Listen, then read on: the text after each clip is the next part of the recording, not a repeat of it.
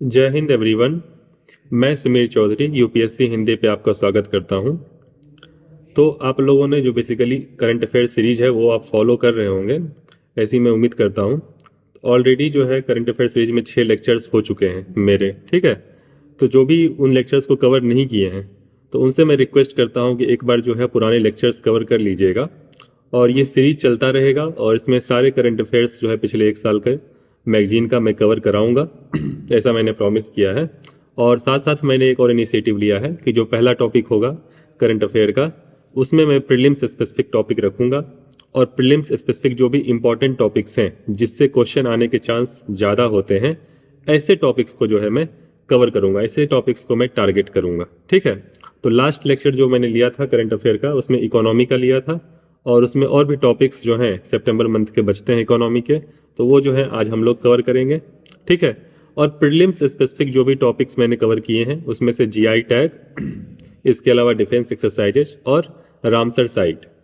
आज जो prelims specific topic मैंने लिया है वो है यूनेस्को वर्ल्ड हेरिटेज साइट, ठीक है। तो यूनेस्को वर्ल्ड हेरिटेज साइट जो है ये आज मैंने टॉपिक लिया है। और ये टॉपिक इसलिए लिया है क्योंकि हाल में ही जो है दो दो ऐसे साइट जो हैं 2021 में, जैसा कि इसमें दिखा रहा है कि दो ऐसे साइट जो हैं वो ऐड किए गए थे यूनेस्को लिस्ट में।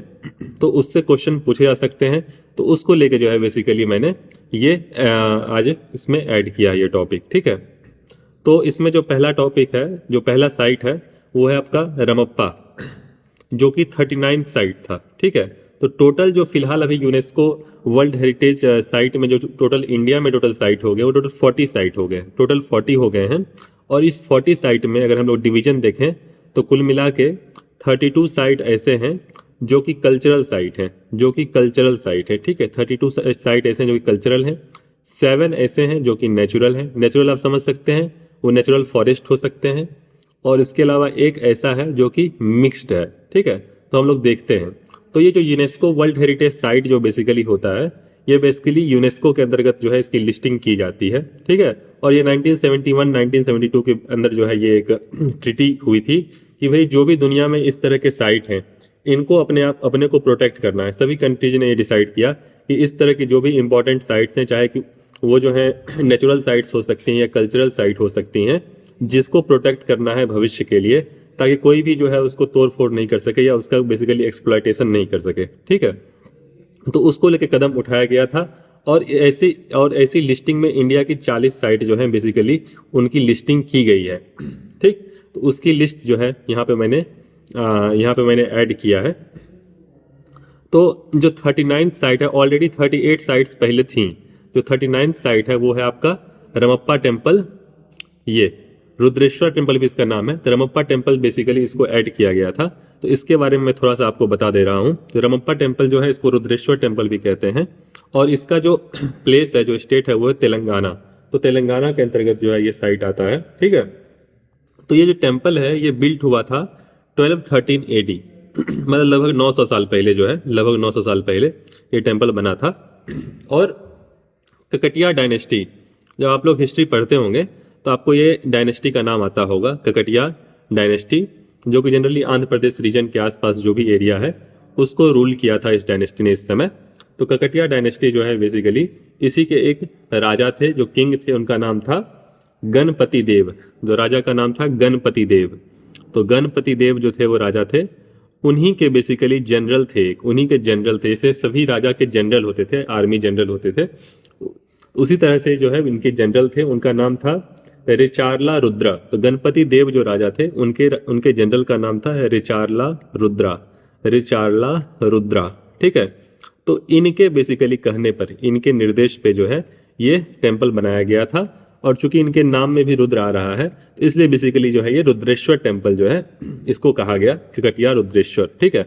लेकिन इसी टेम्पल का जो एक तरीके से आर्टिस्ट था, जिस कलाकार ने जो इस टेम्पल का बेसिकली आर्ट वर्क किया था, उसके नाम पे जो है इस टेम्पल का नाम जो है वो रमप्पा टेम्पल रखा गया, ठीक है। तो इस टेम्पल के बारे में मैंने आपको बताया कि तेलंगाना के अंतर्गत जो है ककटिया किंगडम जो है, ककटिया किंगडम के राजा थे गणपति देव, उन्हीं के जनरल रिचार्डला रुद्र के निर्देश पे रमप्पा ने इस टेम्पल का बनाया था। तो उसी के नाम पे जो है बेसिकली रमप्पा टेम्पल या रुद्रेश्वर टेम्पल इसका नाम रखा गया।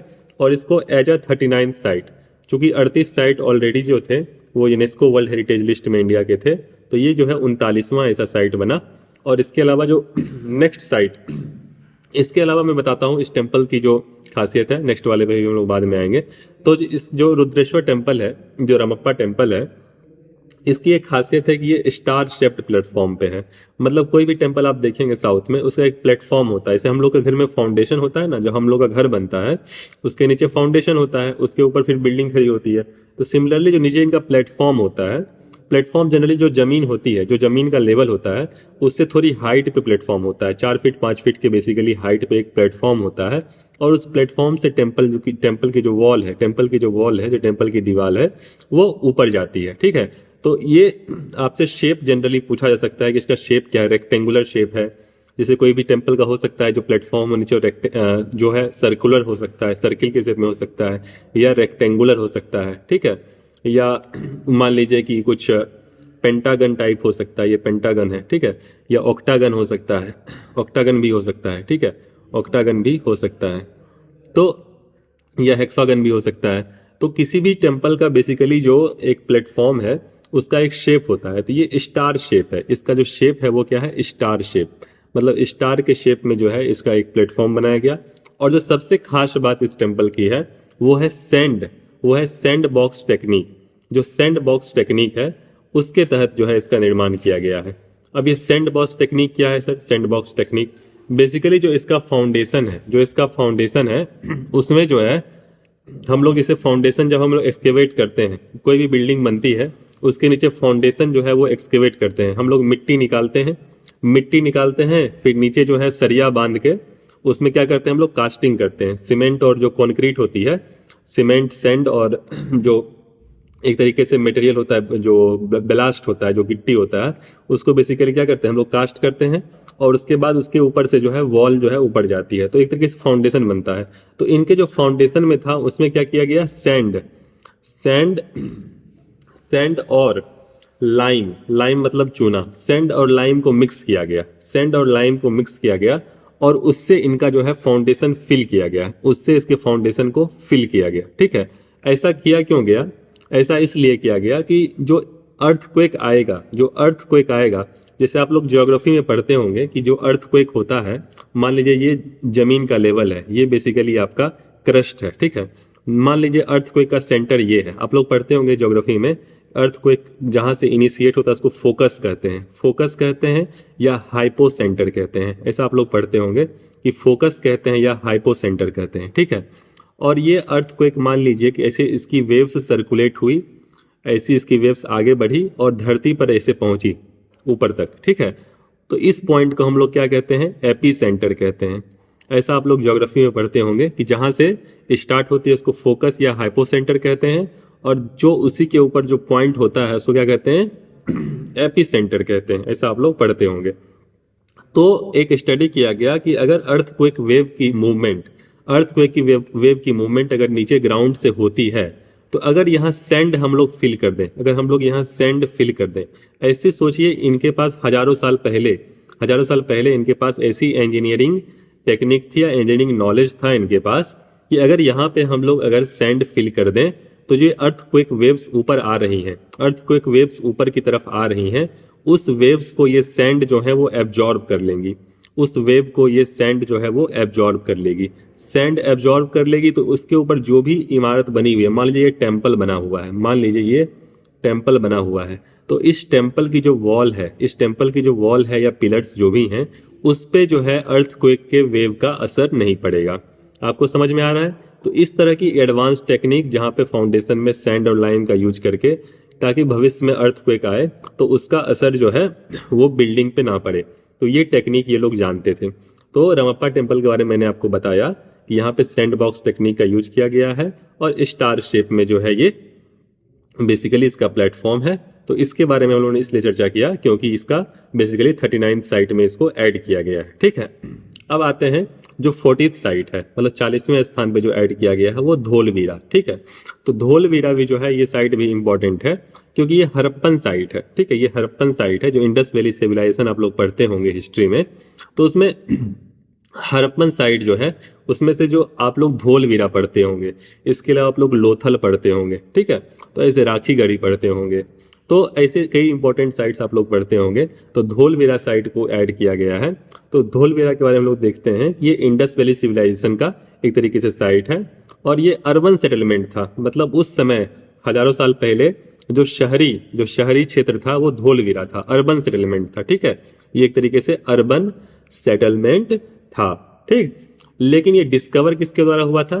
तो लगभग जो है 50-60 साल पहले ये डिस्कवर हुआ था जगत जोशी के द्वारा। ठीक है, तो ये जगत जोशी इन्होंने डिस्कवर किया था, जगत पी जोशी इन्होंने डिस्कवर किया था इस साइट को। और इस साइट के ये साइट जो है बेसिकली गुजरात के कच्छ डिस्ट्रिक्ट, आप लोग कच्छ एरिया जानते होंगे, ये कच्छ डिस्ट्रिक्ट के पास, कच्छ डिस्ट्रिक्ट में जो है बेसिकली ये साइट आता है, कच्छ डिस्ट्रिक्ट गुजरात में ये आता है। तो धोलवीरा के बारे में आपको पता होना चाहिए कि इंडस वैली साइट है और इसको यूनेस्को वर्ल्ड हेरिटेज लिस्ट में कवर किया गया है। जगत जोशी ने इस साइट को खोजा था और कच्छ डिस्ट्रिक्ट के अंतर्गत आ जाता है। इसके अलावा ये साइट जो है वो ट्रॉपिक ऑफ कैंसर के थ्रू भी जो है, ये साइट जो है इस साइट के थ्रू ट्रॉपिक ऑफ कैंसर भी जो है वो जाता है। तो ट्रॉपिक ऑफ कैंसर जो है जो इंडिया के 8 स्टेट को कवर करता है। प्रीलिम्स में ये जो टॉपिक है ये काफ़ी इंपॉर्टेंट है कि ट्रॉपिक ऑफ कैंसर जो है वो कौन कौन से स्टेट्स के थ्रू जाता है। तो ये आपको पता होना चाहिए प्रीलिम्स के पॉइंट ऑफ व्यू से कि ट्रॉपिक ऑफ कैंसर जो है ट्रॉपिक ऑफ कैंसर जो है टोटल 8 स्टेट्स के थ्रू जाता है। इंडिया के 8 स्टेट्स के थ्रू आता है। ट्रॉपिक ऑफ कैंसर समझ रहे हैं, जो 23.5 डिग्री नॉर्थ जो लैटिट्यूड है, जो 23.5 डिग्री नॉर्थ लैटिट्यूड है, उसके थ्रू जो लाइन जाती है, उसके थ्रू जो ये लाइन जाती है, इसको क्या कहते हैं? Tropic of cancer. ठीक है, तो ये इंडिया के, मान लीजिए ये इंडिया का मैप है, तो इंडिया के लगभग 8 स्टेट के थ्रू ये जाती है, जिसमें से गुजरात है, राजस्थान है, मध्य प्रदेश है, छत्तीसगढ़ है। ठीक है, मध्य प्रदेश है, छत्तीसगढ़ है, गुजरात, राजस्थान, मध्य प्रदेश, छत्तीसगढ़, झारखंड हो गया, वेस्ट बंगाल हो गया, त्रिपुरा हो गया। ठीक है, और मिजोरम। तो हो गया ना 8, 1 2 3 4, हाँ 8 हो गए। तो इन 8 स्टेट के थ्रू जो है बेसिकली ये ट्रॉपिक ऑफ कैंसर जाता है। तो आपको ये सभी जो है पॉइंट्स हैं, ये सभी टॉपिक्स आपको पता होने चाहिए कि ट्रॉपिक ऑफ कैंसर कौन कौन से स्टेट के थ्रू जाता है, इक्वेटर कौन कौन से स्टेट के थ्रू जाता है, ट्रॉपिक ऑफ कैप्रिकॉर्न कौन कौन से स्टेट के थ्रू जाता है। तो इंडिया के थ्रू तो सिर्फ और सिर्फ ट्रॉपिक ऑफ कैंसर जाता है, क्योंकि इंडिया जो है वो नॉर्थर्न हेमिस्फेयर में हो गया, तो इक्वेटर जाएगा नहीं और ट्रॉपिक ऑफ कैंसर जाएगा नहीं। लेकिन साथ साथ आपको ये पता होना चाहिए कि ये ट्रॉपिक ऑफ कैंसर और इक्वेटर और ट्रॉपिक ऑफ कैप्रिकॉर्न कौन कौन से कंट्री के थ्रू जाता है, कौन कौन से कंट्री के थ्रू गुजरता है, और एशिया हो चाहे यूरोप हो, वहाँ पे किस कंट्री के थ्रू जो है ये सभी जो है लैटिट्यूड जाते हैं। ठीक है, तो ये सभी बातें आपको जो है ज्योग्राफी से ये क्वेश्चन बन सकता है और प्रीलिम्स में ये क्वेश्चन पूछे जा सकते हैं। ठीक है, तो इसलिए मैंने आपको बता दिया, आप एक बार देख लीजिएगा, नहीं तो हो सकेगा तो शॉर्ट टॉपिक्स में मैं ये भी करा दूंगा। ठीक है ना, कि कौन कौन से जो कंट्रीज हैं जिनके थ्रू ये सभी लैटिट्यूड जाते हैं। ठीक है, क्योंकि ये बहुत इंपॉर्टेंट है, इसलिए मैंने आपको बता दिया। तो धोलवीरा साइट के बारे में बता दिया कि इसके थ्रू जो है वो ट्रॉपिक ऑफ कैंसर जो है वो जाता है। ठीक, तो इसलिए जो है ये 2 टॉपिक मैंने चर्चा किए, धोलवीरा और रमप्पा।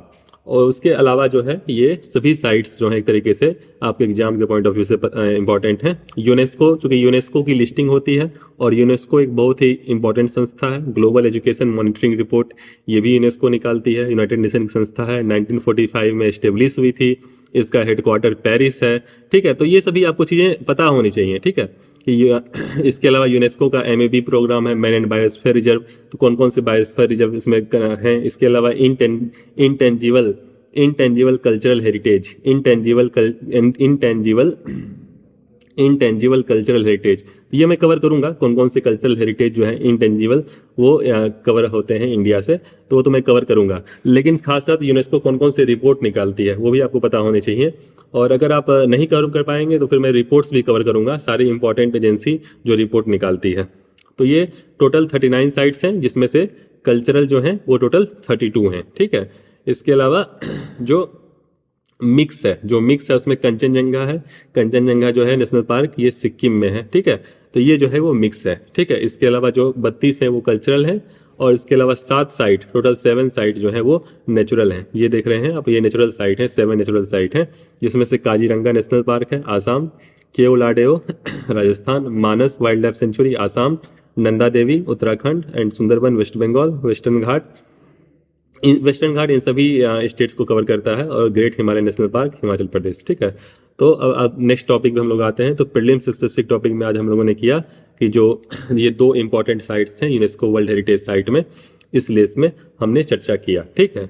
अब आइए जो हम लोगों का करंट अफेयर मैगजीन है सितंबर मंथ का, तो लास्ट जो प्रीवियस लेक्चर हुआ था उसमें हम लोगों ने इकोनॉमी सेक्शन किया था, और उसमें से कुछ टॉपिक्स कवर कराए थे। तो आज भी कुछ इंपॉर्टेंट टॉपिक्स हैं, उसके बारे में हम लोग तेजी से देखते हैं, ठीक है। ये टॉपिक्स में क्या क्या है। तो सबसे पहला टॉपिक जो है वो है स्ट्रेंथनिंग स्टेट फाइनेंसेज, ठीक है, स्ट्रेंथनिंग स्टेट फाइनेंसेज। तो ये टॉपिक इसलिए न्यूज में आया क्योंकि हाल में देखा गया सेंट्रल गवर्नमेंट ने ऐसा एक अलार्म रेज किया, ऐसी एक तरीके से वार्निंग की कि भाई जो स्टेट गवर्नमेंट है उनकी फाइनेंशियल स्थिति बहुत अच्छी नहीं है, और वो एक तरीके से कर्ज में जा रहे हैं, ठीक है। तो ऐसा बेसिकली डेप्ट बर्डन, उनके ऊपर कर्ज भार बहुत ज़्यादा हो गया है, ठीक है, कर्ज भार बहुत ज़्यादा हो गया है, ऐसा सेंट्रल गवर्नमेंट ने एक तरीके से देखा, ठीक है। इसको लेके बेसिकली ये टॉपिक जो है वो न्यूज में आया, ठीक है। अब इसके पीछे रीजन क्या है, इसके पीछे क्या कारण है कि जो स्टेट गवर्नमेंट है ये इतने ज़्यादा कर्ज में आ रहा है, ठीक है। इसके पीछे कारण क्या है, तो कारण देखा गया फ्री बीज कारण देखा गया। अगर इसका हम लोग हिंदी देखें फ्री बीज का क्या है, तो यहाँ लिखा हुआ है मुफ्त उपहार, ठीक है, मुफ्त उपहार। अच्छा, आप लोग ऐसा देखते होंगे कि जब भी चुनाव आते हैं या नहीं भी होते हैं, जनरली चुनाव के टाइम पे जो भी पॉलिटिकल पार्टीज होती हैं वो क्या करती हैं, वो फिर वादे करती हैं जनता को कि भाई हम गवर्नमेंट में आएंगे तो आपको मुफ्त का जो है बेसिकली बिजली देंगे, हम जब गवर्नमेंट में आएंगे तो आपको मुफ्त का पानी देंगे, हम जब गवर्नमेंट में आएंगे तो मुफ्त का आपको बस का बेसिकली सर्विस देंगे, बस का किराया मुफ्त हो जाएगा, ठीक है। तो ये जो मुफ्त वाली बात है, मुफ्त की बिजली, मुफ्त का पानी, मुफ्त की एलपीजी सिलेंडर मिल जाएगी, ठीक है। तो ये जनता को ये वादे बहुत पसंद आती है, लेकिन जनता इस बात को नहीं समझती है कि इसका जो है निगेटिव इफेक्ट इकोनॉमी पे क्या पड़ेगा। जनता जो है वो उनके वादे को सही मान लेती है, वो कुछ वादे पूरे करते हैं और कुछ नहीं कर पाते हैं, और कर भी नहीं पाएंगे। क्यों नहीं कर पाएंगे उसके बारे में हम लोग चर्चा करते हैं, ठीक है। उसको आप इस तरीके से समझिए कि जो कोई भी गवर्नमेंट होती है, चाहे कोई भी गवर्नमेंट हो, सेंट्रल गवर्नमेंट हो, स्टेट गवर्नमेंट हो, उसका बेसिकली क्या होता है, उसका मान लीजिए सोर्स है, मान लीजिए रिवेन्यू है, ठीक है। उसका रिवेन्यू आपके पास बेसिकली जो रिवेन्यू होता है, आप क्या करते हैं, मान लीजिए आप जॉब करेंगे तो आपके रिवेन्यू का सोर्स क्या होगा, आपकी सैलरी होगी, ठीक है। तो सिमिलरली जो स्टेट गवर्नमेंट जो भी खर्चा करती है, स्टेट गवर्नमेंट जो भी खर्च करती है, उसको बेसिकली स्टेट गवर्नमेंट को खर्च करने के लिए पैसे चाहिए। क्यों चाहिए, क्योंकि स्टेट गवर्नमेंट के अंदर हेल्थ सेक्शन आ जाता है, कि मतलब स्टेट गवर्नमेंट कुछ हेल्थ सेक्टर पे, कुछ हॉस्पिटल्स पे खर्चा करना ही है, कुछ एजुकेशन पे खर्चा करना ही है, समझ रहे हैं ना, स्कूल्स भी आ जाते हैं।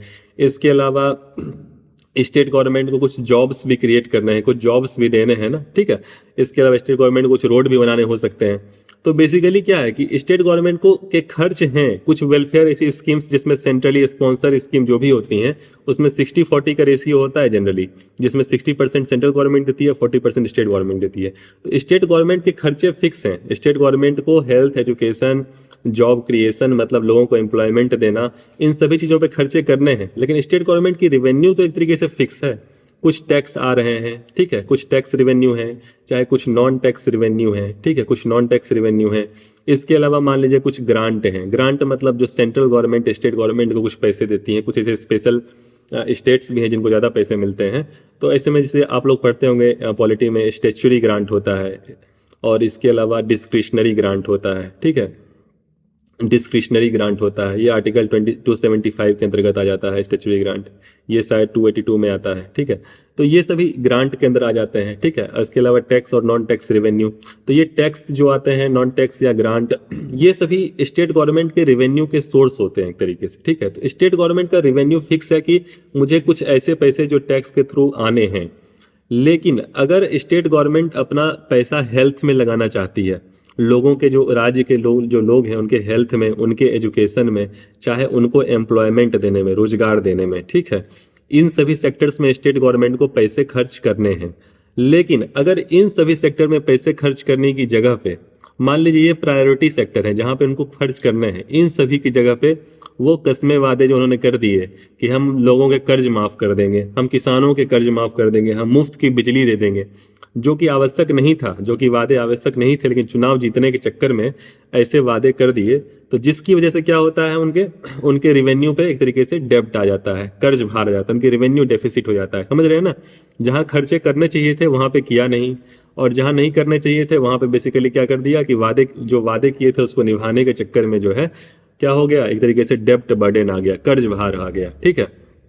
आप समझिए क्या होता है कि मान लीजिए कोई भी राज्य है, तो वहां पे जो किसान है, उन किसानों ने वहां के जो भी बैंक्स हैं वहां से लोन लिया होगा, अपने जो भी खेती के लिए लोन लिया होगा।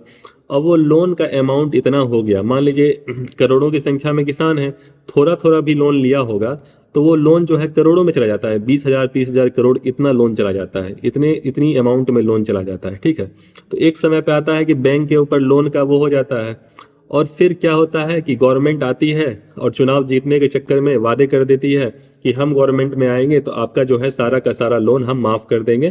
तो लोन माफ कहाँ से करेंगे? वास्तव में गवर्नमेंट को तो पे करना पड़ेगा, बैंक को तो गवर्नमेंट को पे करना पड़ेगा। गवर्नमेंट लोग अगर मान लीजिए किसान ने लोन लिया है, किसान को तो मुफ्त हो गया कि किसान अब पेमेंट नहीं करेगा, लेकिन गवर्नमेंट को तो बेसिकली बैंक को पे करना पड़ेगा लोन। अब उससे क्या होगा कि गवर्नमेंट की जो भी जो इन सभी सेक्टर्स में खर्च करना था, गवर्नमेंट को जो है एम्प्लॉयमेंट जनरेट करना था, गवर्नमेंट को रोड बनाने थे, हेल्थ और एजुकेशन सेक्टर में खर्च करना था, तो उसके जगह पर गवर्नमेंट ने क्या किया, बैंक को जो है 20,000 करोड़ रुपया दे दिया कर्ज माफ करने के चक्कर में।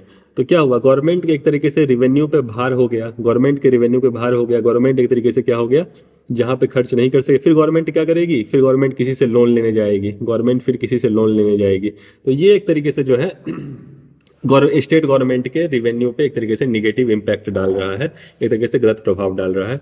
आप समझ रहे होंगे किस तरह की स्थिति इसमें पैदा हो जाती है, ठीक है। अब इसका मैं आपको एग्जाम्पल बताता हूँ, इससे हुआ क्या है। इसमें कुछ खैर डाटा उटा दिया हुआ है इसमें कि ऑलरेडी जो है जब से ये जो पीरियड दिया हुआ है कि 1955-56 से 2020 में, ये देख सकते हैं कि जो स्टेट की रेवेन्यू है वो डिक्रीज हुई है, ये ऑलरेडी डिक्रीज हुई है। पहले जो है स्टेट की रेवेन्यू जो है share of state on revenue has decline from 69।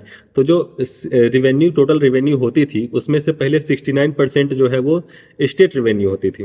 अब वो जो टोटल रेवेन्यू में से आप देख सकते हैं जो भी टोटल, उसमें 38% जो है ऑलमोस्ट हाफ हो गई। जो पहले होती थी स्टेट का जो हिस्सा होता था टोटल रेवेन्यू में से, वो अब क्या हो गया है, वो आधा हो गया है। ऐसा ये डाटा कह रहा है कि टोटल जो भी रेवेन्यू होता था उसमें से जो स्टेट गवर्नमेंट और सेंट्रल गवर्नमेंट का आपस में हिस्सेदारी होती है, तो वो क्या हुआ, आधा हो गया। तो एक तो ये तो ऑलरेडी जो है फर्क डाल रहा है। इसके अलावा जो जीएसटी आया था, जो गुड एंड सर्विस टैक्स आया था 2017 में आया था, ठीक है, 101st जो कॉन्स्टिट्यूशनल अमेंडमेंट एक्ट था, कॉन्स्टिट्यूशनल अमेंडमेंट एक्ट, इसके तहत बेसिकली आया था। ये सभी आपको कॉन्स्टिट्यूशनल अमेंडमेंट पता होने चाहिए। तो ये जो है जीएसटी से बेसिकली स्टेट गवर्नमेंट को बहुत ज़्यादा फायदे हुए नहीं, ठीक है, पहली बात। और उसके अलावा जो है जो प्रॉमिस किए गए थे सेंट्रल गवर्नमेंट की ओर से कि अगले 5 साल तक जो भी जीएसटी में जो भी सेटबैक आएगा, जो भी कमी आएगी स्टेट गवर्नमेंट के रेवेन्यू में, वो सेंट्रल गवर्नमेंट जो है वो पूरा करेगी। अब उसके लेके भी डिस्क्रिपेंसी है कि बेसिकली कि सेंट्रल गवर्नमेंट जो है उतना अमाउंट दे पा रही है या नहीं दे पा रही है। तो उसको लेके भी जो है स्टेट गवर्नमेंट जो है वो परेशान है। तो ये जीएसटी कंपनसेशन वाला जो है उनको पूरा मिल रहा है या नहीं मिल रहा है। तो पहली बात तो इनके रेवेन्यू में ऑलरेडी कमी आई है, ठीक है, इसके अलावा जो मैंने बताया आपको, जो फ्रीबीज हैं, जैसे जो फार्म है, जो फार्मर्स हैं, जो किसान हैं, उनके जो लोन है उनको माफ कर दिया, इलेक्ट्रिसिटी फ्री में बांट दिया। अब जरा इस बात को समझिए, आप इलेक्ट्रिसिटी फ्री में बांट दिया, इस बात को समझिए।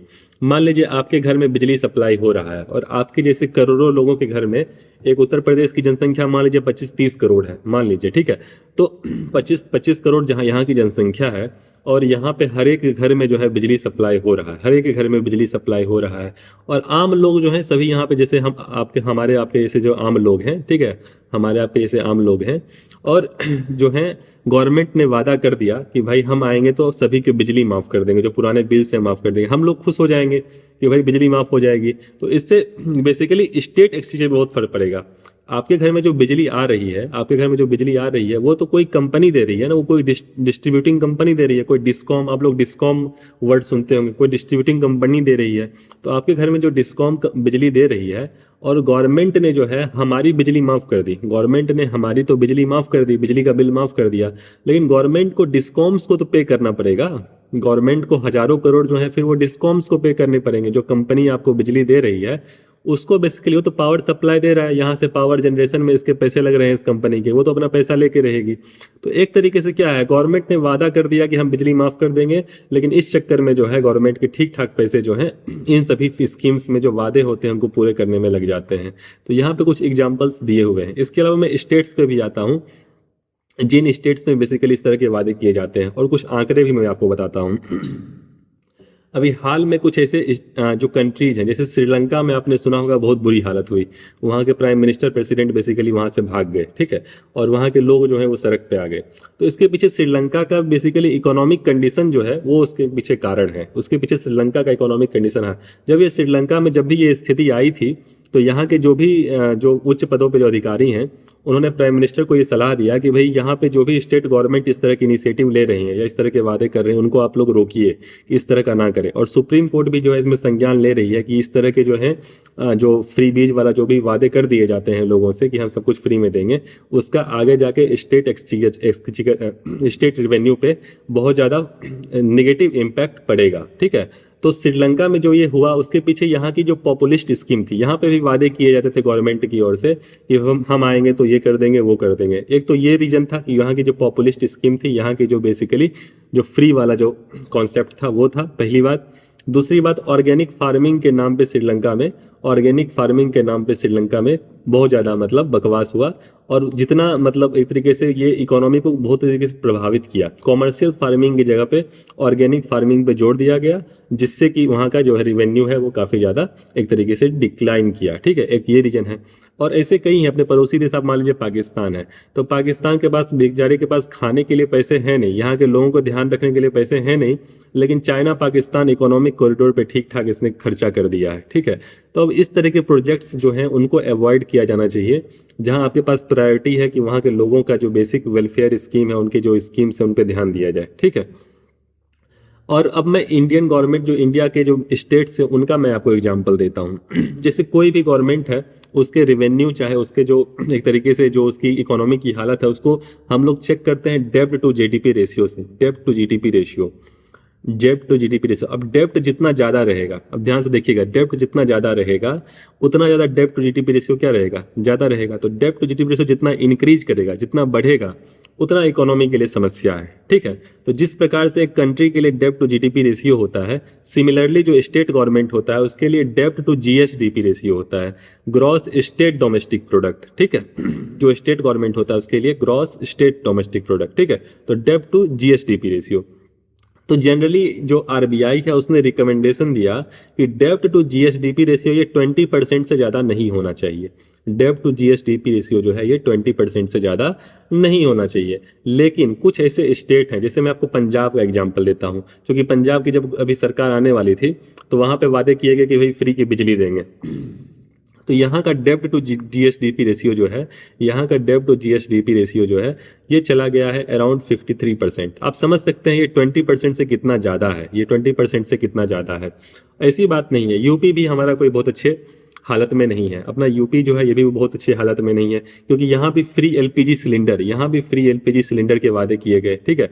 तो इस तरह के जो भी स्कीम्स होते हैं ना कि हम फ्री दे देंगे, उससे और उससे जनरली जनता को भी बहुत लाभ नहीं होता। जनता भी ये कहती है कि भाई आपने हमको, हो सकता है आपने हमको 2-3 हज़ार का, आपने हमको 3 हज़ार का सिलेंडर फ्री दे दिया, ऐसा जनता कहती है। लेकिन इसको हर साल, हर महीने जो है मेरे को 1100 रुपये तो भरने भी तो हैं। हर महीने 1100 रुपये भरने हैं, और कोई एक बीपीएल लाइन का कोई बंदा उसको फ्री सिलेंडर दे भी दे, कोई प्रॉपर्टी लाइन से नीचे है, तो 1100 रुपये कहाँ से बंदा वो हर महीने सिलेंडर को फिल करा पाएगा। तो एक ये भी बड़ी समस्या है, उस पर भी गवर्नमेंट को ध्यान देना चाहिए कि वन टाइम आपने सिलेंडर दे दिया तो बाद में उसको फिर जो है उसको फिर वो लाइबिलिटी वो कर पाएगा नहीं कर पाएगा, उसको सस्टेन कर पाएगा नहीं कर पाएगा। तो इस तरह की जो फ्री वाली जो चीज़ें ये हर जो यूपी की गवर्नमेंट पे भी जो है यहाँ पे भी डेप्ट बर्डन बढ़ रहा है। इसके अलावा वेस्ट बंगाल है, वेस्ट बंगाल में भी एक इशू है। वेस्ट बंगाल में जैसे कृषक बंधु स्कीम आपने नाम सुना होगा, कृषक बंधु स्कीम। तो कृषक बंधु स्कीम जो है इसमें वही है कि मतलब जो वहाँ के जो किसान हैं उनको एक तरीके से मतलब एक तरीके से स्कीम है कि उनको जो है कुछ पैसे दिए जाएंगे एनुअली, मतलब साल में कुछ पैसे दिए जाएंगे खेती के लिए फ्री के। तो इस तरह के जो भी फ्री के हैं कि भाई आपको हम 5,000 रुपया साल का देंगे, तो उससे बेसिकली स्टेट एक्सचेकर पे जो बेसिकली स्टेट रेवेन्यू है उस पर बहुत तरीके से निगेटिव इम्पैक्ट पड़ेगा। ठीक है, तो मैंने आपको कुछ एग्जांपल्स दिए, पंजाब का, यूपी का, वेस्ट बंगाल का, इसके अलावा आंध्र प्रदेश रीजन है। ठीक है, यहाँ का भी बेसिकली यहाँ का डेप्ट देखा गया आंध्र प्रदेश रीजन का, इसका देखा गया कि 3.89 लाख करोड़, 3.89 लाख करोड़। आप समझ सकते हैं 3.89 लाख करोड़ जो है इसका डेप्ट बर्डन है। ठीक है, सिमिलरली राजस्थान और छत्तीसगढ़ में भी जो है पेंशन स्कीम की वजह से इस तरह का डेप्ट बर्डन देखा गया। तो ये देखा गया कि भाई उन ऐसे स्टेट्स जहां पे जो वादे किए जाते हैं फ्री वाले, वहां पे इस तरह की समस्या है वो ज़्यादा आ गई। इसके अलावा एक टर्मिनोलॉजी जो है जिसके बारे में चर्चा करके हम लोग नेक्स्ट टॉपिक पे आएंगे जो कि इंपॉर्टेंट है, कंटिजेंट लायबिलिटी। तो इसकी वजह से भी जो है वो डेप्ट बर्डन बढ़ रहा है। ये होता क्या है कंटिजेंट लायबिलिटी? कंटिजेंट लायबिलिटी होता क्या है कि मान लीजिए कि कोई पीएसयू है, कोई राज्य का पीएसयू है, पब्लिक सेक्टर यूनिट है। ठीक है, अब उसने कहीं से लोन लिया, या ऐसी कोई भी ऑर्गेनाइजेशन जिसने लोन लिया, जिसमें जो है गारंटर की तौर पे स्टेट गवर्नमेंट है, जहां पे गारंटर के तौर पे स्टेट गवर्नमेंट है। मतलब स्टेट गवर्नमेंट ने गारंटी दे दी कि अगर ये ऑर्गेनाइजेशन अगर पेमेंट नहीं कर पाएगा तो मैं पेमेंट करूंगा। मतलब स्टेट गवर्नमेंट में ऐसी गारंटी दे दी कि अगर ये पे नहीं कर पाएगा तो मैं पे करूंगा। जैसे आप लोग 2 मित्र हैं, एक मित्र बोल दिया कि अगर ये नहीं दे पाएगा तो मैं दूंगा, तो फिर क्या होगा? बैंक जो है वो नहीं दे पाएगा तो फिर आपको पकड़ेगा, ऐसा ही होगा ना। तो सिमिलरली जो है स्टेट गवर्नमेंट जो है कई जगह ऐसी कंटिजेंट लायबिलिटी कर देता है, ऐसे वादे कर देता है, गारंटर बन जाता है। तो उसकी वजह से भी जो है समस्या आ जाती है कि अगर ऐसे ये पेमेंट करने में अगर फेल हुए तो फिर जो है आपको पेमेंट करना पड़ेगा, स्टेट गवर्नमेंट को पे करना पड़ेगा। और इसके अलावा कुछ ऐसी scheme, centrally sponsored scheme, generally इसमें 60-40 का रेशियो होता है। अगर नॉर्थ ईस्ट स्टेट को छोड़ दिया जाए वहाँ 90-10 होता है, और यूटी के लिए 100 होता है जहाँ सेंट्रल गवर्नमेंट करती है। तो 60% स्टेट सेंट्रल गवर्नमेंट और 40% स्टेट गवर्नमेंट। तो इसमें भी जो है स्टेट गवर्नमेंट को इनको फुलफिल करने के चक्कर में जो है सेंट्रली स्पॉन्सर्ड स्कीम, जैसे कि आयुष्मान भारत है, तो Ayushman Bharat centrally sponsored scheme है। तो उसमें भी जो है एक तरीके से इनको फुलफिल करने में इनके स्टेट रेवेन्यू पे मुश्किल आती है। तो आई थिंक आज हम लोगों ने अभी तक क्या चर्चा किया? पहला हम लोगों ने प्रीलिम्स स्पेसिफिक टॉपिक देखा, और दूसरा हम लोगों ने पहला टॉपिक कवर किया इकोनॉमी का, स्ट्रेंथनिंग स्टेट फाइनेंस की क्या स्थिति है और ऐसी क्यों है। ठीक है, नेक्स्ट टॉपिक जो हम लोग आज देखेंगे वो है बैंकिंग सिस्टम लिक्विडिटी। ये भी इंपॉर्टेंट टॉपिक है, ये प्रीलिम्स के पॉइंट ऑफ व्यू से आपका काफ़ी इंपॉर्टेंट है। इसमें 2-4 पॉइंट समझने वाले हैं जो कि प्रीलिम्स में आपके क्वेश्चन इससे आते ही आते हैं। ठीक है,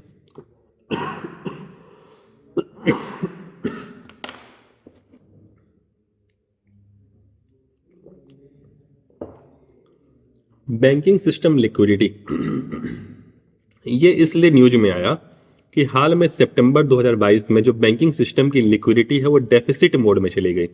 डेफिसिट मतलब समझ रहे हैं? जब कोई भी चीज ज्यादा में होती है तो उसको क्या कहते हैं? सरप्लस कहते हैं। और फिर जब कम हो जाता है क्या कहते हैं? उसको डेफिसिट कहते हैं। तो इसमें क्या चला गया डेफिसिट में? लिक्विडिटी डेफिसिट में चली गई। ठीक है, बैंकिंग सिस्टम की लिक्विडिटी। अब आप लोगों को डाउट हो रहा होगा ये लिक्विडिटी क्या होता है। ठीक है, ये लिक्विडिटी क्या होता है? तो यहाँ पे इसका हिंदी दिया हुआ है तरलता। अब तरलता हम लोग ये जनरली देखते हैं कि भाई ये तो क्वालिटी है एक तरीके से वाटर की, जैसे वाटर जो है एक तरीके से लिक्विड है, मिल्क एक तरीके से लिक्विड है, मतलब इसको गिरा दिया जाए जमीन पे तो फ्लो करेगा। ठीक है, तो इस तरीके से नहीं, इसको बेसिकली फाइनेंशियल टर्मिनोलॉजी बेसिकली यहाँ पे यूज की गई है कि सबसे ज्यादा जो एक तरीके से कैश है उसको लिक्विड माना गया है। कैश को क्या माना गया है? लिक्विड माना गया है। क्यों माना गया है लिक्विड, ये हम लोग समझते हैं। जैसे आप लोग किसी शॉप पे गए, तो मान लीजिए आपने 500 की खरीदारी की, तो आप 500 खरीदारी पे उसको क्या आप चेक पकड़ाएंगे क्या कि भाई ये चेक है मेरे नाम का, ये ले लो, ठीक है? या आपने आपके हाथ में कोई रिंग है, कोई आपके हाथ में गोल्ड रिंग है, तो आप वो गोल्ड रिंग दे देंगे क्या कि भाई ये 5,000 की रिंग है, इसमें आपके 500 तो हो ही जा रहे हैं? नहीं, ऐसा नहीं करते ना। बेसिकली हम लोग कैश देते हैं या आजकल हम लोग ऑनलाइन पेमेंट करते हैं। तो कैश को सबसे ज्यादा लिक्विड माना गया है। इसलिए माना गया है कि इसे बहुत स्पीड मतलब तेजी से जो है आप पेमेंट कर सकते हैं, या बहुत तेजी से एक जगह से दूसरी जगह जाता है। हो सकता है अभी आपके हाथ में जो कैश है, अभी आपने शॉपकीपर को दिया, शॉपकीपर ने वही कैश जो है कोई दूसरे ग्राहक को दे दिया, दूसरे कस्टमर को दे दिया, वो कस्टमर किसी और कस्टमर को दे दिया, तुरंत ही वो किसी बस वाले को मिल गया, वो बस वाला तुरंत जाके फिर कहीं और दे दिया।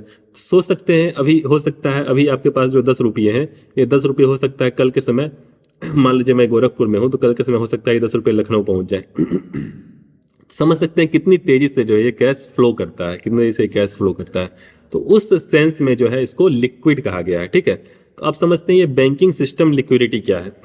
अभी तो हम लोग लिक्विडिटी समझे, अभी हम सोचते हैं बैंकिंग सिस्टम में लिक्विडिटी का क्या मतलब है, समझ रहे?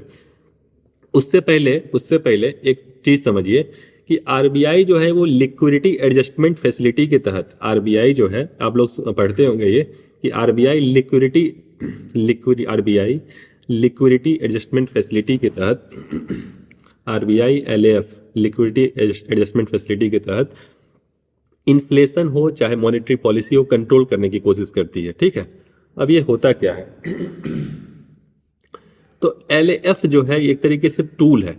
इसके अंदर दो टूल होते हैं, एक होता है रेपो रेट, जनरली ये दो टूल है, एक होता है रिवर्स रेपो रेट, ठीक है? तो इसके तहत जो है आरबीआई जो है एक तरीके से लिक्विडिटी कंट्रोल करती है। तो लिक्विडिटी एडजस्टमेंट फैसिलिटी, समझ रहे हैं इसका मतलब कि इसके द्वारा जो है आरबीआई लिक्विडिटी कंट्रोल करने की कोशिश करती है, लिक्विडिटी कंट्रोल करने की कोशिश करती है। अच्छा, इसके द्वारा आरबीआई लिक्विडिटी कैसे कंट्रोल करती है? तो आरबीआई के पास दो टूल हैं, एक है रेपो रेट और दूसरा है रिवर्स रेपो रेट। अब ये क्या होता है? देखिए ये इतने इंपॉर्टेंट टॉपिक्स हैं कि इससे जो है बेसिकली हो सकता है कि प्रीलिम्स के 3-4 क्वेश्चन निकल जाएं, क्योंकि प्रीलिम्स में जो है वो inflation, deflation, disinflation, repo rate, reverse repo rate, इससे जो है कई कॉन्सेप्चुअल क्वेश्चन जो है कभी काफी एनालिटिकल क्वेश्चन इसे हर साल जो है आते ही आते हैं, ठीक है? तो ये टॉपिक आपको ठीक से समझना चाहिए।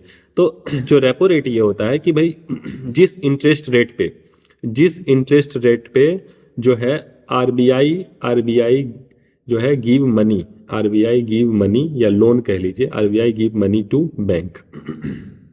या उल्टा इसका अगर हम लोग कहें कि जिस इंटरेस्ट रेट पे बैंक बोरो मतलब बैंक जो है पैसे लेता है मनी फ्रॉम आरबीआई, ठीक है? Money from RBI. एक बार मैं रिपीट करता हूं कि जिस इंटरेस्ट रेट पे बैंक बोरो करता है मतलब पैसे लेता है आरबीआई से, जिस इंटरेस्ट रेट पे बैंक पैसे लेता है आरबीआई से, उसको क्या कहते हैं? रेपो रेट, ठीक है? और जिस इसका ठीक उल्टा क्या होगा? रिवर्स रेपो रेट, मतलब जिस इंटरेस्ट रेट पे bank give money to RBI, ठीक है? Bank give money to RBI. तो रेपो रेट में क्या हो गया कि बैंक जो है बोरो करता है आरबीआई से। अब समझिए जो रेपो रेट है इससे किस प्रकार से कंट्रोल होगा? मान लीजिए बहुत ज्यादा लिक्विडिटी है मार्केट में लिक्विडिटी बहुत ज्यादा है, मतलब कैश अवेलेबल बहुत ज्यादा है, ठीक है? इसके अलावा इन्फ्लेशन बहुत ज्यादा है, ठीक है? हो सकता है ये डायरेक्टली रिलेटेड है, इन्फ्लेशन जो है वो बहुत ज्यादा है। इन्फ्लेशन मतलब महंगाई बहुत ज्यादा है, चाहे जो प्राइस राइज है, लोगों के हाथ में खूब पैसा आ रहा है, ठीक है? इन्फ्लेशन बहुत ज्यादा है। तो इसको आरबीआई कंट्रोल करना चाहती है, क्योंकि इससे बेसिकली क्या होगा? मे भी ऐसा होगा कि जो रुपी की वैल्यू है वो हो सकता है डिक्रीज करे, रुपी की वैल्यू डिक्रीज करे, ठीक है? तो अब इन्फ्लेशन बहुत ज्यादा है, तो उसमें क्या करेगा आरबीआई? क्या करेगा बताइए? आरबीआई रेपो रेट को क्या करेगा? इंक्रीज करेगा। आरबीआई रेपो रेट को इंक्रीज करेगा तो क्या होगा? बैंक जो है वो इंटरेस्ट रेट बढ़ा देगा। बैंक क्या करेगा? इंटरेस्ट रेट बढ़ा देगा। बैंक इंटरेस्ट रेट बढ़ा देगा तो क्या होगा? लोगों के लोगों के लोन है वो महंगे हो जाएंगे, कॉस्टली हो जाएंगे, लोगों के लोन जो है वो महंगे हो जाएंगे। तो सभी चीजें आपस में रिलेटेड हैं। आरबीआई जो है रेपो रेट और रिवर्स रेपो रेट जो कि दो टूल होते हैं जिसके तहत जो है इन्फ्लेशन को कंट्रोल करने की कोशिश करता है। और अगर उसको आरबीआई को इन्फ्लेशन कंट्रोल करना है तो वो क्या करेगा, रेपो रेट को बढ़ा देगा। रेपो रेट को बढ़ाएगा तो बैंक को मजबूरन जो है अपना इंटरेस्ट रेट बढ़ाना पड़ेगा। और इंटरेस्ट रेट बढ़ाएगा तो फिर लोगों को लोन जो है, आप लोग जाते हैं ना बैंक के पास कि मुझे एजुकेशन लोन चाहिए, मुझे होम लोन चाहिए, मुझे कार लोन चाहिए, तो वो लोन महंगे हो जाएंगे तो फिर क्या होगा लोगों के पास एक तरीके से पैसा कम आएगा, लोग गाड़ियां कम खरीदेंगे। तो एक तरीके से क्या है, ये आरबीआई जो है ये एक तरीके से कंट्रोल करने की कोशिश करता है। और मॉनेटरी पॉलिसी जो है एक तरीके से इसी के तहत जो है बेसिकली काम करती है कि किस प्रकार से जो है एक तरीके से कंट्रोल लाया जाए। और उसमें जो है टारगेट रखा गया कि 2% to 6% जो है वो इन्फ्लेशन टारगेटिंग होती है कि इसके अंतर्गत जो है इन्फ्लेशन रखना है।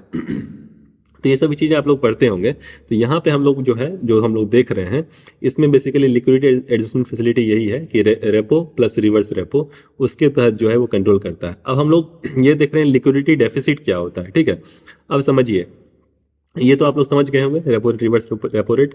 अब लिक्विडिटी डेफिसिट क्या होता है ये हम लोग देखते हैं। ठीक है, ये हम लोग देखते हैं क्या होता है। अब मान लीजिए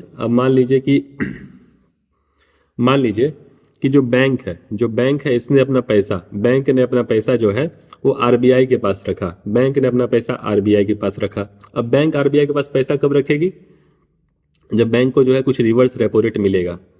ठीक है, कुछ रिवर्स रेपो रेट पे बेसिकली अपना पैसा आरबीआई के पास रखी। तो बैंक ज़्यादा पैसा अपना आरबीआई के पास रखेगी तो यहाँ पे मोनू खड़ा है, हमारे आपके ऐसे कितने गोलू मोनू पड़े हुए हैं। ठीक है, जिनको पैसा चाहिए बैंक से। ठीक है, तो ये बेसिकली क्या होगा कि इनके पास बेसिकली जो कैश की एबिलिटी है वो कम आएगी। जब बैंक अपना ज़्यादा पैसा इधर रखेगी तो इनके पास क्या होगा कैश की एबिलिटी जो है वो कम होगी। तो जब बैंक यहाँ ज़्यादा रखेगी इसको कहेंगे लिक्विडिटी सरप्लस। मतलब बैंक जो है अपना पैसा आरबीआई के पास ज़्यादा रखेगी, उसको क्या कहेंगे लिक्विडिटी सरप्लस। इसको क्या कहेंगे लिक्विडिटी सरप्लस। ठीक है, लिक्विडिटी सरप्लस कहेंगे। ठीक, लेकिन अगर बैंक लोन ज़्यादा दे रही है, हमारे जैसे आपके ऐसे लोगों को बहुत लोन चाहिए, लोन अगर ज़्यादा देगी तो बैंक के पास आरबीआई के पास रखने के लिए पैसे कम होंगे। तो क्या हो जाएगा, लिक्विडिटी डेफिसिट हो जाएगा। ठीक है, समझ में आ गया होगा आपको कि अगर बैंक जो है अपना ज़्यादा पैसा लोगों में डिस्ट्रीब्यूट कर दे तो लिक्विडिटी डेफिसिट हो जाएगा, और बैंक जो है अपना पैसा रिवर्स रेपो रेट पे आरबीआई के पास रखे तो लिक्विडिटी सरप्लस हो जाएगा। ठीक है, यही चीज़ इसमें लिखा हुआ है। यहाँ पे देखिए, on a given day if the banking system is net borrower from RBI. Net borrower मतलब बैंक ने जो है रेपो रेट से उधार लेके लोगों में डिस्ट्रीब्यूट कर दिया है तो क्या होगा, the system is liquidity deficit, जैसा कि मैंने आपको बताया। लेकिन बैंक जो है नेट लेंडर है। लेंडर मतलब उसने पैसे दे रखे हैं, किसको दे रखे हैं, आरबीआई को दे रखे हैं, जैसा कि मैंने आपको बताया। तो क्या होगा, लिक्विडिटी सरप्लस। तो लिक्विडिटी सरप्लस और लिक्विडिटी डेफिसिट आपको ये समझ में आ गया होगा। आपको repo rate reverse repo rate का कॉन्सेप्ट समझ में आ गया होगा कि भाई किस प्रकार से आरबीआई कंट्रोल करती है ये। तो इस टॉपिक में यही था कि लिक्विडिटी डेफिसिट टर्मिनोलॉजी का मतलब क्या होता है, और उसके साथ मैंने जो भी दो इंपॉर्टेंट टूल्स थे आपको उसके बारे में मैंने आपको बताया। ठीक, अब आइए नेक्स्ट टॉपिक पे, टोकेनाइजेशन। ठीक, तो टोकेनाइजेशन जो टॉपिक, अब देखिए बहुत ज़्यादा विस्तार से हम लोग हर एक टॉपिक को नहीं कर सकते क्योंकि एक साल का करंट अफेयर कराना अपने आप में जो है ये मुश्किल काम है। तो इसलिए जो है थोड़ा सा तेजी से जो है मैं जो इंपॉर्टेंट पॉइंट्स होते हैं जो समझाना आवश्यक है वो मैं बताता हूँ। ठीक है, तो जो नेक्स्ट टॉपिक है वो टोकेनाइजेशन है। तो टोकेनाइजेशन जो ये टॉपिक है इसके बारे में हम लोग देखते हैं तेजी से ये क्या है इस टॉपिक में। ठीक, तो टोकेनाइजेशन जो टर्मिनोलॉजी यूज होती है इसका क्या मतलब है, इसका मतलब क्या है, तो यहाँ पे दिया हुआ है tokenisation is a process by which card details in a card of file transaction are replaced by a unique code और token all allowing purchase to go through without exposing sensitive details. ठीक है, तो ये जब आप पढ़ते हैं इसी का हिंदी देख लीजिए, टोकनाइजेशन एक ऐसी प्रक्रिया है जिसके द्वारा सीओएफ लेनदेन में कार्ड विवरण को एक अद्वितीय कोड या टोकन द्वारा बदल दिया जाता है जिसे संवेदनशील विवरण उजागर करने के बिना ही खरीदारी की जा सकती है। ठीक है, अब समझिए होगा क्या इसमें होगा क्या। जनरली जैसे हम लोग कोई भी पेमेंट करते हैं तो कार्ड के थ्रू करते हैं जनरली। ठीक है, तो जैसे मान लीजिए ये आपका डेबिट कार्ड है, आप सभी के पास ऐसा डेबिट कार्ड होता होगा। तो इस पे क्या क्या डिटेल्स होते हैं, कोई भी कार्ड पे डिटेल्स जनरली क्या होते हैं, कार्ड नंबर होता है, कार्ड नंबर होता है, ठीक है, कार्ड नंबर होता है, डिजिट्स में होता है। इसके अलावा क्या होता है, नाम होता है। मान लीजिए मेरा नाम समीर चौधरी है, तो यहाँ पे मेरा नाम रहेगा, ठीक है, तो यहाँ पे कुछ ना कुछ नाम रहेगा, ठीक है। इसके अलावा क्या होगा, इसके अलावा एक्सपायरी डेट होगी, तो एक्सपायरी डेट होगी, ठीक है। तो इसके अलावा इसके बैकग्राउंड में जो कार्ड का बैक साइड होता है उस पर क्या होता है, सीवीवी कोड होता है 3 डिजिट का, ठीक, ठीक है ना। तो ये जनरली कार्ड डिटेल होता है। तो जब भी हम लोग ऑनलाइन पेमेंट करते हैं, जब भी हम लोग ऑनलाइन पेमेंट करते हैं तो हम लोग कार्ड का यूज करते हैं। तो मान लीजिए कि कोई मर्चेंट वेबसाइट है, मर्चेंट वेबसाइट मान लीजिए कि अमेजन है, ठीक है। तो आप लोग ज़्यादातर शॉपिंग आप लोग अमेजन फ्लिपकार्ट से करते होंगे, तो अमेजन एक मर्चेंट वेबसाइट है। चाहे ऐसे कई IRCTC टीसी है, मतलब टिकट आपको काटना है, आपको कहीं जाना है रेलवे के थ्रू, रेल के थ्रू, तो आपको क्या टिकट काटना है, तो वहाँ पे जाएंगे आप। तो क्या करेंगे, आप एक कार्ड डिटेल अपना डालेंगे। शुरुआत में पूछेगा कि भैया अपना डेबिट कार्ड नंबर बताओ, अपना एक्सपायरी डेट बताओ कार्ड का, अपना नाम बताओ, ठीक है। अंतिम में सीवीवी कोड, फिर ओटीपी आता है और फिर ट्रांजेक्शन कंप्लीट होता है, ऐसा होता है। तो हुआ क्या कि भाई ऐसा देखा गया आरबीआई के द्वारा कि भाई हर स्टेप पे ऐसा देखा गया कि आपका कार्ड डिटेल जो है वो जा रहा है, हर स्टेप पे आपका कार्ड डिटेल जो है वो शेयर हो रहा है। आप मर्चेंट वेबसाइट से अपना कार्ड डिटेल दे रहे हैं, वो मर्चेंट वेबसाइट आगे जो भी प्रोसेस हो रहा है, चाहे इशू बैंक हो चाहे एक्वायरिंग बैंक हो, वो हर जगह आपका कार्ड डिटेल सेंड कर रहा है। तो जो कि एक तरीके से सिक्योर नहीं है, एक सिक्योर सिस्टम नहीं है। तो उस सिस्टम को ज़्यादा सिक्योर करने के लिए, पेमेंट सिस्टम को ज़्यादा सिक्योर करने के लिए ये टोकनाइजेशन प्रोसेस जो है वो लाया गया है। बस इतना ही है इस टॉपिक में कि पेमेंट सिस्टम को ज़्यादा सिक्योर करने के लिए ये टोकनाइजेशन प्रोसेस लाया गया है।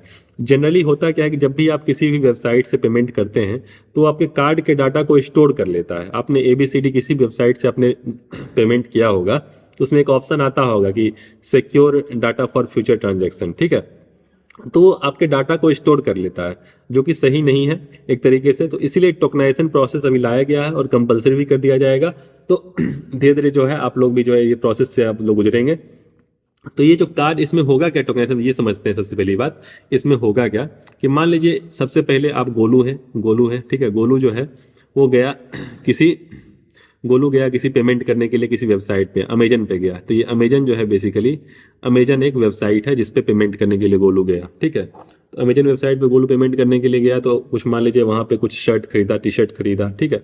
तो ये टोकनाइजेशन प्रोसेस में क्या होगा और उसके पहले क्या होता था वो मैं बताता हूँ, ठीक है। तो इसमें क्या होगा कि इसे अमेजन पे जैसे गए पेमेंट करने के लिए, तो यहाँ पे आपने अपने डिटेल्स दिया, कार्ड डिटेल्स दिया चाहे पेमेंट डिटेल्स दिया, ठीक है। इस वेबसाइट पे आपने फिल किया, तो होगा क्या, यहाँ पे एक आपका एक्वायरिंग बैंक है, मतलब जो भी आपका जो पेमेंट मेथड है, जो भी उस वेबसाइट का जो है वो किसी ना किसी बैंक से अटैच है, किसी ना किसी बैंक से अटैच है वो सिस्टम। तो जो एक्वायरिंग बैंक है उसके पास एक नोटिफिकेशन जाएगा कि इतने का 500 रुपये का जो टी शर्ट है वो पेमेंट के लिए रिक्वेस्ट आया है, ठीक है। तो यहाँ पे जो एक मेन जो टोकनाइजेशन में एक जो प्लेटफॉर्म है वो है कार्ड नेटवर्क। इसका एक बहुत बड़ा वो है कार्ड नेटवर्क का, ठीक है। तो ये कार्ड नेटवर्क के पास जो है, एक तरीके से टोकन का रिक्वेस्ट जाएगा, यहाँ से एक तरीके से टोकन का रिक्वेस्ट आएगा। अब टोकन होता क्या है, टोकन कोई डिजिट हो सकता है, जैसे यहाँ लिखा हुआ है यूनिक कोड, तो टोकन कोई डिजिट हो सकता है। मान लीजिए 4566 ऐसा कुछ एक डिजिट हो सकता है, मैंने एग्जांपल दिया आपको, ऐसा एक डिजिट हो सकता है। तो ये टोकन के लिए जो है एक्वायरिंग बैंक से कार्ड नेटवर्क के लिए एक रिक्वेस्ट जाएगा कि भाई टोकन जनरेट कीजिए। जैसे आप लोग कुछ खाने पीने के लिए जाते हैं तो आप लोग टोकन लेते हैं, सिमिलरली आप समझ लीजिए कि ऐसे ही एक टोकन रिक्वेस्ट जाएगा, ठीक है। ऐसे कार्ड नेटवर्क जो है इशुइंग, मतलब जो आपका इशुइंग बैंक है, एक तरीके से जो आपका बैंक है उससे कंफर्मेशन के लिए आपका पैन कार्ड का कंफर्मेशन होगा, जो आपका परमानेंट अकाउंट नंबर वाला जो कार्ड होता है उससे कंफर्मेशन होगा, ठीक है। फिर यहाँ से जो है जब ये परमिशन हो जाएगा, ये सब फ्रैक्शन ऑफ सेकेंड में होगा, मतलब विद इन सेकेंड्स होंगे ये सब, ठीक है। तो यहाँ से जो है बेसिकली परमिशन आएगा, तो कार्ड नेटवर्क जो है आपका टोकन जनरेट करेगा और फिर जो है ये आपका पेमेंट जो है ये कंप्लीट हो जाएगा। तो ये आप प्रोसेस समझ रहे हैं।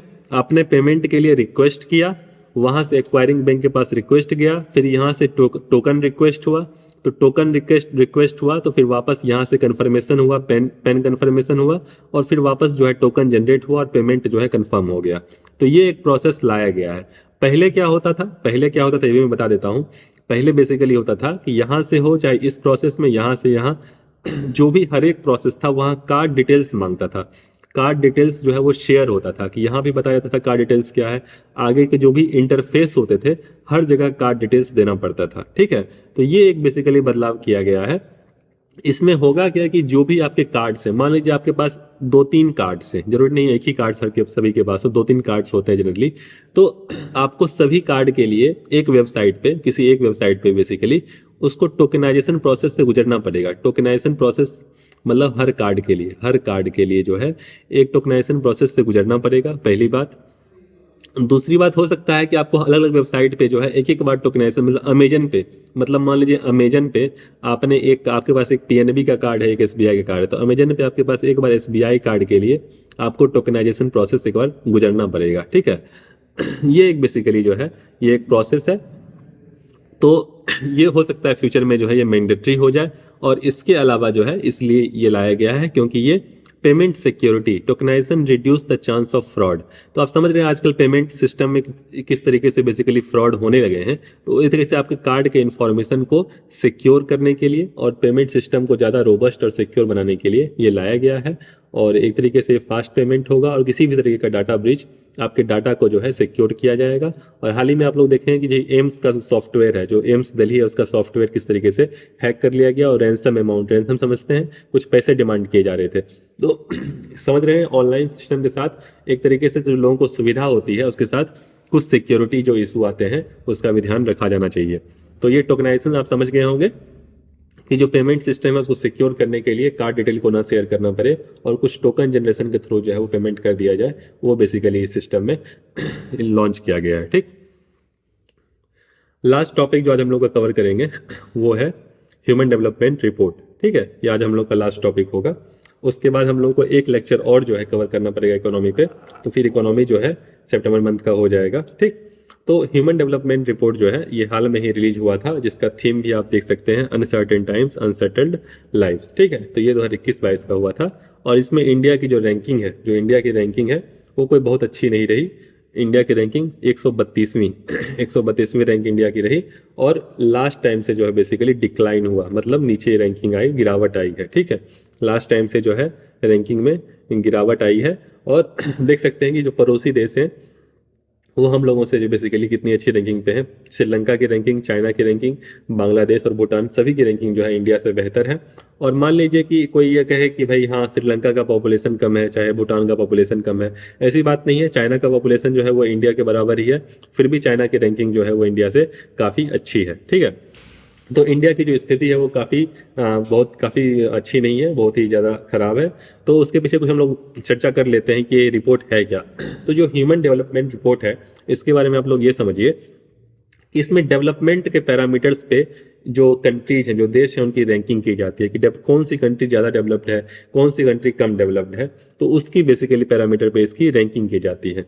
अब आप इस बात को समझिए, कि भाई किस तरीके से बेसिकली इसके पैरामीटर्स क्या हैं, इसके डायमेंशंस क्या हैं, किन के बेसिस पे किया जाना चाहिए। अब डेवलपमेंट अगर हम लोग देखें तो इंडिया की जीडीपी जो है वो अच्छी खासी 5वीं रैंकिंग पे इंडिया है। इंडिया जो है 2021 की मैं आंकड़ा बताता हूँ, हो सकता है ये अभी चेंज हो गया हो, 2021 का आंकड़ा मैं बताता हूँ। इंडिया का जो जीडीपी था वो 6ठे रैंक पे था, 5वें पे यूनाइटेड किंगडम था, 5वें पे जीडीपी, और 6ठे पे जो था इंडिया था।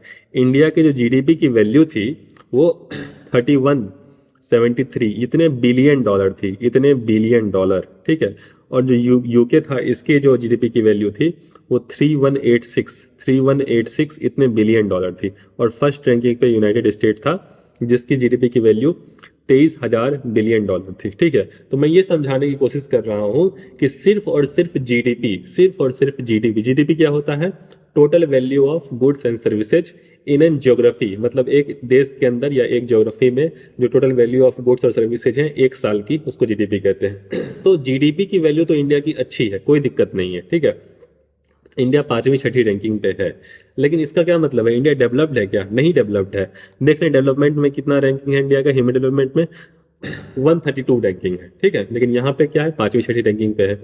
ऐसा कारण क्यों है, जब हम लोग पर कैपिटा जीडीपी पे आए, यहाँ तो ठीक है इंडिया यूके के बराबर है, लेकिन जब पर कैपिटा जीडीपी पे आए तो हम लोगों ने देखा कि जो यूएस का जो यूनाइटेड किंगडम का जो पर कैपिटा जीडीपी है वो $47,000 है, $47,000 है।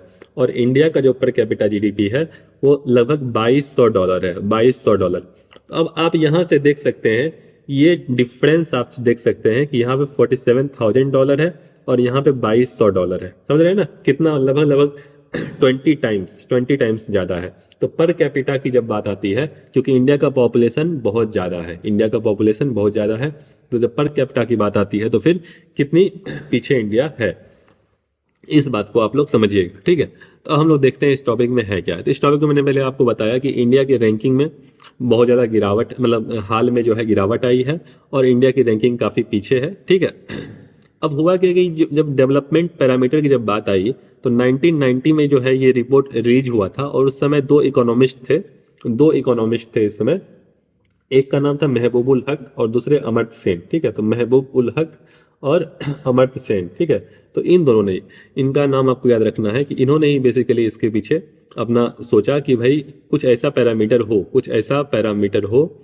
इंडिया से थे ये, अमर्त्य सेन इंडिया से थे और ये पाकिस्तानी इकोनॉमिस्ट थे महबूब उल हक। ठीक है, तो इन्होंने 1990 में इनके रिकमेंडेशन पे जो है ये ह्यूमन डेवलपमेंट रिपोर्ट जो है, ह्यूमन डेवलपमेंट इंडेक्स रिपोर्ट जो है ये रिलीज हुआ था 1990 में। ठीक है, ये आपको पता होना चाहिए। और इसमें जो है ये 3 डायमेंशन, जिसमें life expectancy, long and healthy life, इसके अलावा नॉलेज मतलब एजुकेशन, और डिसेंट स्टैंडर्ड ऑफ लिविंग मतलब gross national income per capita. ठीक है, तो इन 3 डायमेंशंस को बेसिकली कवर किया गया। ठीक है, तो इसमें पीछे रीजन क्या था? इसके पीछे ये रीजन था कि इन्होंने 3 पैरामीटर बनाया।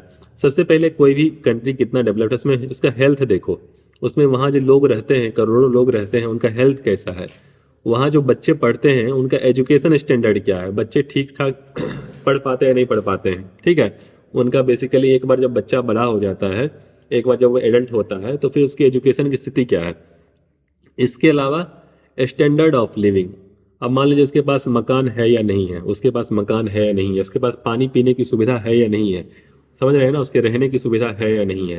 तो इन सभी जो पैरामीटर्स थे, इन सभी इंडिकेटर्स को इंक्लूड किया गया, तब आप जाके बता सकते हैं कि भाई कोई कंट्री डेवलप्ड है या नहीं है, लोग वहाँ के खुश हैं या नहीं है। ठीक है, वहाँ के लोग खुश हैं या नहीं है, सिर्फ जीडीपी देख के नहीं बता सकते कि कोई भी कंट्री डेवलप्ड है या नहीं डेवलप्ड है। तो इनको ध्यान में रखते हुए जो है ह्यूमन डेवलपमेंट रिपोर्ट बनाया गया, और हर साल जो है इसके बेसिकली रैंकिंग आती है, जिसमें इंडिया का जो है बेसिकली बहुत ही अच्छी स्थिति नहीं है, बहुत ही बुरी स्थिति है। ठीक है, अब हम लोग देखते हैं कि क्या पाया गया, जो हाल में जो ये रिपोर्ट आया उसमें इंडिया का बेसिकली क्या रैंकिंग रहा है। तो हम लोग देखें कि ग्लोबली लाइफ एक्सपेक्टेंसी डिप्ड, ये ग्लोबली लाइफ एक्सपेक्टेंसी होता क्या है, लाइफ एक्सपेक्टेंसी क्या होता है, मतलब कोई बच्चा जन्म लेता है तो उसका कितने साल वो जिएगा, उसकी लाइफ टाइम पीरियड मतलब उसका एज कितने साल में उसकी डेथ होगी, तो वो अनुमान लगाया जाता है।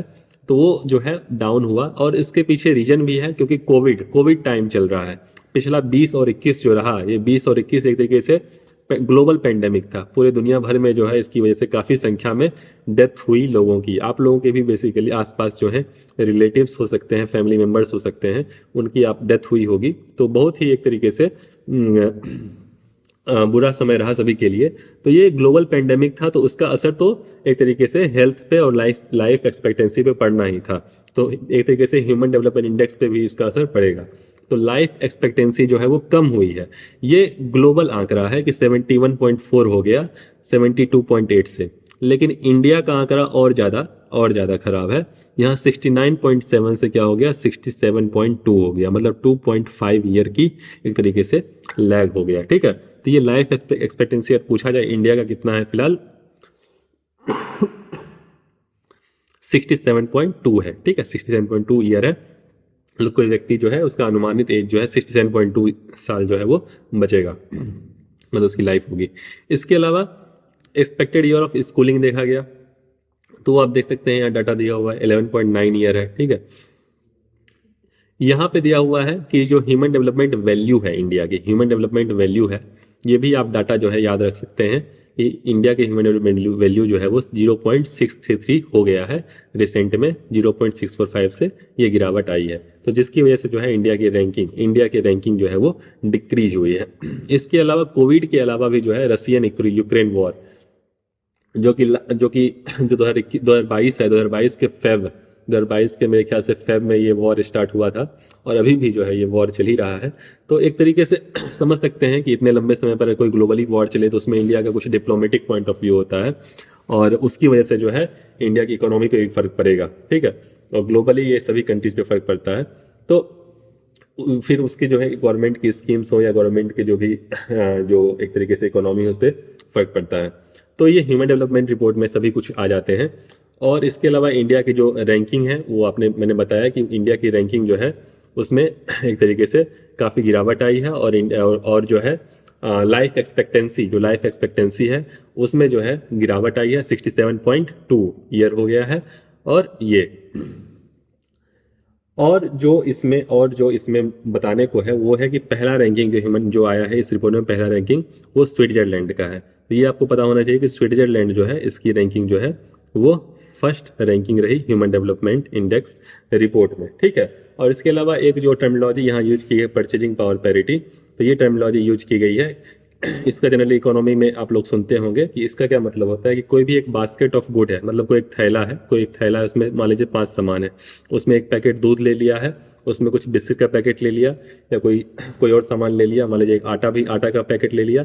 तो उसकी जो बेसिकली एक करेंसी से दूसरी करेंसी, मतलब एक देश की करेंसी से दूसरे देश की करेंसी को मेजर करने के लिए ये परचेजिंग पावर पैरिटी की टर्मिनोलॉजी यूज की जाती है कि भाई अगर एक देश की करेंसी में हम 10 रुपये में लेते हैं और मान लीजिए यहाँ पे इंडिया में हम लोग उसी सामान को 100 रुपये में खरीदते हैं और यूएस के बेसिकली $1 के बराबर है। और मान लीजिए यूएस में जाके यही सामान अगर हम $2 में खरीदते हैं तो यहाँ पे बेसिकली इन दो करेंसी को $2 इक्वल टू 100 हो गया और $1 इक्वल टू 50 हो गया। तो ये मैंने से एग्जाम्पल लिया।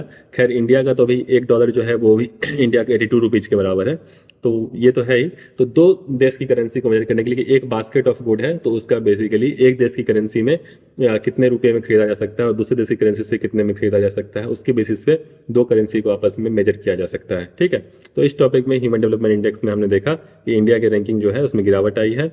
और नेक्स्ट जो है इसमें गवर्नमेंट ने स्कीम्स क्या क्या, इसमें ऐसी बात नहीं है, गवर्नमेंट ने प्रयास किया है और इसी वजह से जो है पिछले कुछ सालों से जो है इंडिया की रैंकिंग इंप्रूव हो भी रही थी, ठीक है। तो गवर्नमेंट के प्रयास एक बार हम लोग देख लेते हैं तेजी से। तो इसके बारे में हम लोग चर्चा किए थे कि जो मिड डे मील स्कीम है और जो इस तरह के जो भी स्कूल एजुकेशन में जो बच्चों को एक तरीके से एनरोल किया जा रहा है एजुकेशन फैसिलिटी बढ़ाने के लिए, उसका चर्चा किया था। हेल्थ में आयुष्मान भारत आप लोग जानते ही होंगे कि आयुष्मान भारत में जो है पिछला प्रधानमंत्री जन आरोग्य योजना था उसको कवर किया गया है। और जो भी लोगों के सेकेंडरी और टर्सरी जो हेल्थ है उसके केयर में 5 लाख, जो 5 लाख है, 5 लाख एक तरीके से 5 लाख पर फैमिली, 5 लाख पर फैमिली पर ईयर, ठीक है, ये हेल्थ इंश्योरेंस स्कीम है, उसमें कवर किया जाता है। और सेकेंडरी टर्सरी जो हेल्थ है और जो भी सोशियो इकोनॉमिक कास्ट सेंसस है, सोशियो इकोनॉमिक कास्ट सेंसस है, उसके तहत जो है सो कवर कराया जाता है। तो ये आपको पता होना चाहिए। और इसके अलावा जननी सुरक्षा योजना और ऐसे ही प्रधानमंत्री मातृत्व वंदना योजना, जिसमें कि डायरेक्ट बेनिफिट ट्रांसफर, मतलब जो पहला बच्चा होगा उसको जो है डायरेक्ट बेनिफिट ट्रांसफर, मतलब 5,000 रुपये दिए जाएंगे 3 इंस्टॉलमेंट में, ठीक है। तो इस तरह कुछ स्कीम्स जो है और इसमें 1,000 रुपया, तो टोटल 6,000 रुपया 3 इंस्टॉलमेंट में पहले बच्चे के लिए गवर्नमेंट देगी। तो गवर्नमेंट ने, आप देख सकते हैं, ये सभी हेल्थ स्कीम्स जो है एजुकेशन के लिए। और इसके अलावा जो है महात्मा गांधी नरेगा, जिसमें कि राइट टू वर्क मतलब 100 डे एम्प्लॉयमेंट, किसी भी 100 डे एम्प्लॉयमेंट किसी भी रूरल एरिया प्लस क्या कहते हैं एडल्ट मेंबर, ठीक है, एडल्ट मेंबर उसको दिया जाएगा। तो कुछ गवर्नमेंट ने बहुत ही महत्वपूर्ण स्कीम कुछ कदम उठाए हैं और उसकी वजह से फायदा भी हुआ है और रैंकिंग इंप्रूव हुई है। लेकिन कोविड की वजह से जो है लगातार जो है पिछले 2 सालों में जो ह्यूमन डेवलपमेंट इंडेक्स में जो इंडिया का है एक तरीके से गिरावट आई है रैंकिंग में। तो ये एक रीजन है, इसके पीछे कोविड एक बहुत बड़ा कारण है। तो खैर आज हम लोगों ने जो 3-4 टॉपिक चर्चा किया ह्यूमन डेवलपमेंट इंडेक्स, उससे पहले हम लोगों ने देखा जो टोकेनाइजेशन के बारे में हम लोगों ने देखा, उससे पहले हम लोगों ने देखा फिजिकल जो एक तरीके से लिक्विडिटी डेफिसिट, ठीक है। और जो पहला जो हमने टॉपिक देखा वो है जो राज्य की जो स्थिति है इकोनॉमी की, उसके अंदर चर्चा किया क्यों भाई ये जो फाइनेंस बर्डन आ रहा है। तो फिर हम लोग नेक्स्ट लेक्चर में मिलते हैं और इकोनॉमी का जो टॉपिक है सितंबर मंथ का उसको हम लोग खत्म कर डालेंगे और प्रीलिम्स स्पेसिफिक कोई नए टॉपिक के साथ फिर से मैं आऊँगा, ठीक है। तो तब तक के लिए गुड बाय एंड जय हिंद।